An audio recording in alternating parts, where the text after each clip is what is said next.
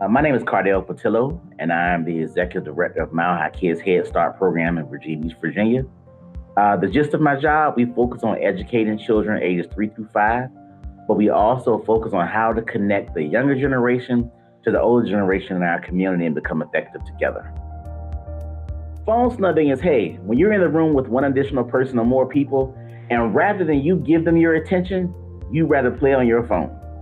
That's phone snubbing. We phone snub our families. We phone snub our friends. We phone snub people in the stores. It's easy to do because of how social media is geared and technology is geared.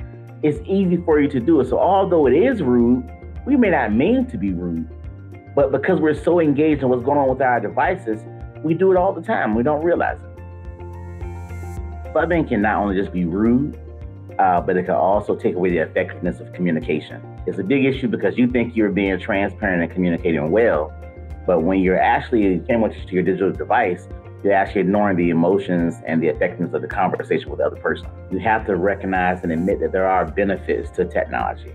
Technology is not all bad, there are great benefits. It can be effective and used in an effective way if we were able to meet the middle. How can we show one generation that is needed and show the other generation that it is not all that we need?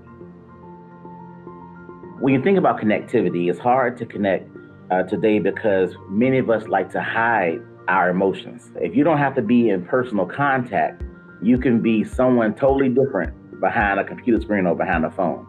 There are a lot of benefits to connecting. When you look at digital technology and social media, you can develop, your friendships on social media, but true relationships can only be formed through personal connection. It's through connecting through community service with someone else that you form a bond, that you all say, hey, we should do this again.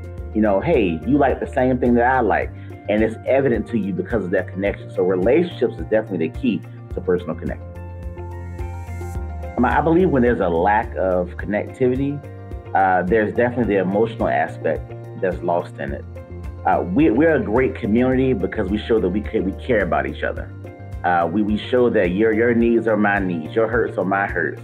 And you develop that only through personal connection. Through social media or technology, it's difficult to grasp what a person is actually going through, what they're feeling, because you don't have that personal connection with them. And I think what's lost is definitely the emotional aspect of it. One of the main things in getting people to reconnect would simply be to find out how you can create moments that include personal interaction and technology. You have to always somehow interject the technology, but you have to be focused and intentional on when you're not going to use it. I think the key is not to exclude or separate one from the other. Because right now, young people are comfortable with technology. Our goal now is how we make them comfortable again with human contact. So I think the key is including activities and moments and creative moments that include both.